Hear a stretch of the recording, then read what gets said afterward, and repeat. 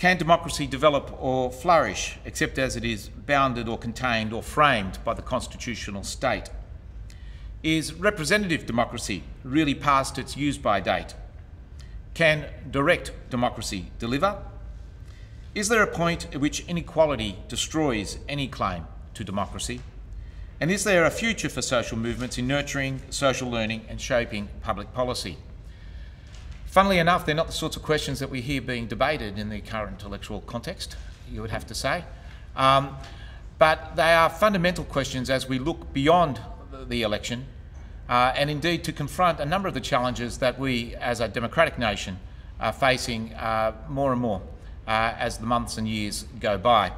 Whether we can find again the heart and soul of a very rejuvenated democracy, I suspect, is the challenge that we're going to be facing come September 8, regardless of the outcome. So, to open tonight's discussion, we're very lucky to have Professor Martin Loughlin. This is Martin's first visit to Australia, and hopefully it's been a good one. All of the speakers here tonight have been at the Whitlam Institute for the last couple of weeks and have been engaged in a whole range of discussions, workshops, and activities to try and, if you like, really probe the issues under discussion this evening. Martin himself, of course, is a Professor of Public Law at the London School of Economics and Political Science. He is recognised as one of the leading contemporary thinkers and writers in public and constitutional law. And I have to say, having had the privilege of being involved in one of these workshops last week, is extraordinary in being able to crystallise the issues and the nature of public law and how it applies to the issues that we're discussing this evening. So Martin, welcome, and the lectern is yours.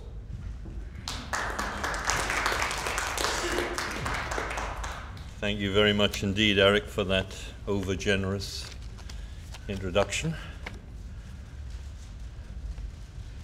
I have 15 minutes to say a few introductory words on this theme of democracy. And I want to begin with the fact that in the early 19th century, a young French aristocrat undertook a road trip to the New World of America.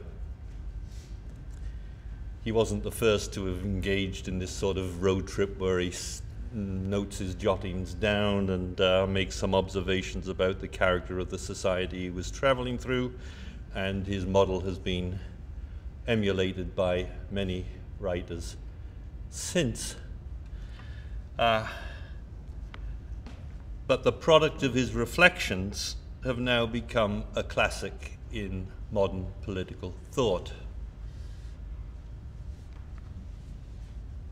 If we are to reflect on the nature of democracy today with an eye on tomorrow, we could do worse than start with Alexis de Tocqueville's great work on democracy in America, which he published in 2 volumes in 1830s and 1840s. Tocqueville was writing not for the Americans. He was writing for the Europeans who were governed by emperors, monarchs, and landed aristocrats. And Tocqueville was not enamored. I mean, he didn't look at democracy through rose-tinted spectacles, but nor did he adopt the traditional aristocratic habit of de haut en bas, looking from a great height down at the plebeian activity of democratic engagement. And because of that, I think he was able to present a very dispassionate account of democracy, which I think still bears reflecting on today. There are many themes in democracy in America. I just want to pull out a couple in the short time that I have available and to see what relevance they have to the questions that Eric has presented to us as a prospectus for this gathering. Tocqueville was interested in understanding the achievements of democracy, of understanding what sustains democracy, and also directly addressed the pitfalls and the problems and the dangers in the democratic enterprise. let me address these three briefly in turn. The achievement of democracy. As I say, he didn't look at it through rose-tinted spectacles. He didn't think that democracy was a more enlightened form of government. He thought, actually, that educated aristocrats were more likely to make wise governmental decisions than the masses who sought to govern themselves.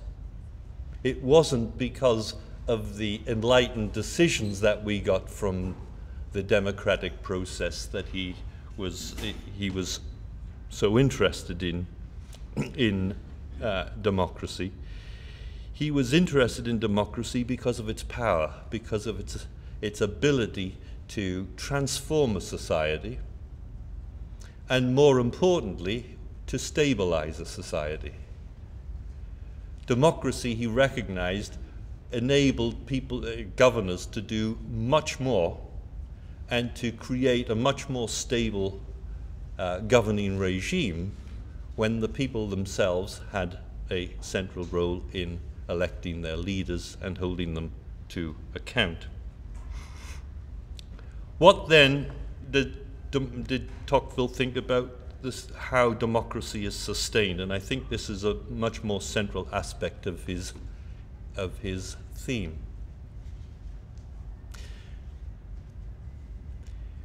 And I'd like to point out the two critical factors amongst many that he draws on that sustain democracies. The first is that for Tocqueville, democracy was sustained by strong civil associations. Democracy was not, for Tocqueville, a voting mechanism. He regarded democracy as being sustainable only at the most local level. Unless there was a democratic ethos, a democratic temperament at the level of the parish, the town, the city, then democracy at the center could not be sustained. So for Tocqueville, it was an ethos, what we would call today, ironically, we use it today, we didn't use it in the 19th century, but it's classical Greek. Unless there's a demos, a forum of interaction and argumentation and debate at each level of society, democracy will not sustain itself effectively. That was the one message. The other message, a bit more controversially, was that for Tocqueville, democracy was sustained by religion. The American Republic was formed because it was a Protestant and indeed Puritan revolution. It was built on independent-minded, autonomous individuals who nevertheless, at the same time, because of their religious faith, believed in the collectivity. So it's because of that Protestant revolution that we get the emergence of a distinction between private and public. The strong public sphere, the strong public realm is sustained only because we also have a space of private freedom. And the third theme that I mentioned was the challenge to democracy. For Tocqueville, he was a liberal. Well, I can sum it up. His central theme was the liberty that has been established through the emergence of constitutional democracy creates equality. And that equality potentially can undermine liberty. So he was very concerned that this dynamic by which the egalitarian ethos that is part of the democratic ethos actually can end up destroying liberty. Those are his themes. You might think, why am I giving you a lecture on 19th century French aristocrat reflecting on on the problems, because he wasn't writing for the Americans, he's writing for the Europeans. Why? Well, let me now come finally to the questions that Eric started off addressing as the prospectus. Can we have democracy beyond the state, was the first. The fifth was, can social movements sustain public policy? Well, I think Tocqueville speaks directly to that, because what he's saying is we can't have a democracy without a demos. We can't have a democracy without a strong public sphere of debate, discussion, argumentation. Parochial example from my part of the world, the European Union. We go on about the European Union all the time, and one of the key themes is the democratic deficit in the European Union. The democratic deficit in the European Union, in that supranational structure, is not resolved by having direct elections to the European Parliament or any other voting mechanism, unless there is a European-wide demos, by which we mean a common set of institutions to deliberate on a European-wide basis, a common language through which to address that, a common set of media that engage with that would enable us to understand the issues from the perspective of other than our own peculiar individualistic parochial perspectives, then there is no hope of sustaining democracy at the supranational level. So we have built up the demos through the nation state. I think it is very difficult to sustain democracy once we build supranational, transnational structures of government that become much more remote from control and accountability through democratic mechanisms. The third question, that's first and fifth, the third question was direct democracy. Direct democracy is a completely different beast to the sort of democracy that Tocqueville was talking about and the sort of democracies that have emerged over the last 200 years or so. Why? Because democracy is not about the aggregation of individual choices, preferences, interests. Democracy is concerned with the ability to argue and have our views changed, altered, sometimes completely transformed in the course of debate and discussion. Unless there is a forum within which debate and discussion can sensibly take place, then we don't really have democracy. So direct democracy, that is just counting of the votes of the idiots who have given it 30 seconds thought before they've ticked one box or the other, is a rather different type of democracy and a dangerous type of democracy to my mind. Let me be clear. Take, for example, referenda. We see the growth in the use of referendums across the Western world. But unless there is unless it's a constitutional structure within which a referendum is triggered by predetermined criteria or by popular action, then referenda are simply tools of government policy. In the United Kingdom, we've had a referendum recently on having more proportionate representation for elections. We are about to have one in Scotland only on Scotland's independence from the UK. David Cameron, our Prime Minister, for reasons I'm not going to go into, has promised a referendum on membership of the European Union in 2015. These are devices used by governments for their own party political purposes. They've got nothing to do with enhancing democracy, to my mind.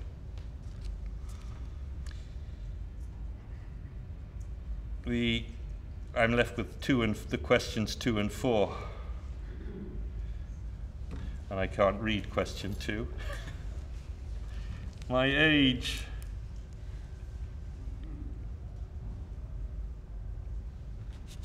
Representative democracy past its use. Representative democracy past its use by date, yes. This is Tocqueville's point on religion.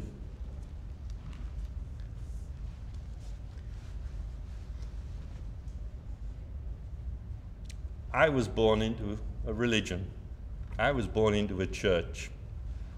I was born into a political movement at the same time. It's tribal. Political parties are actually like churches. They're a bundle of allegiances. There are sacred texts. We see them around.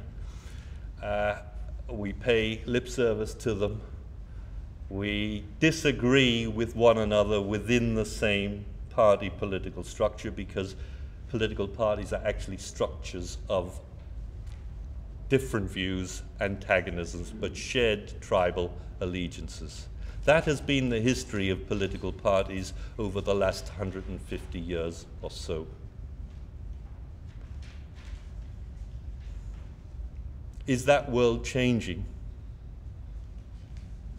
There is secularization, not just in the religious sphere, but there's also a similar secularization movement in the political sphere, where we no longer have the same historic tribal bonds of allegiance, and we see the emergence of other factional groups, single-party movements, which is posing a problem for the aggregation of views. And let me finish with this on that point.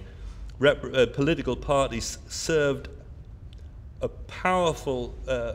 a powerful instrument by which those antagonisms, those differences could be debated in-house, so to speak, and through that a program for government be established.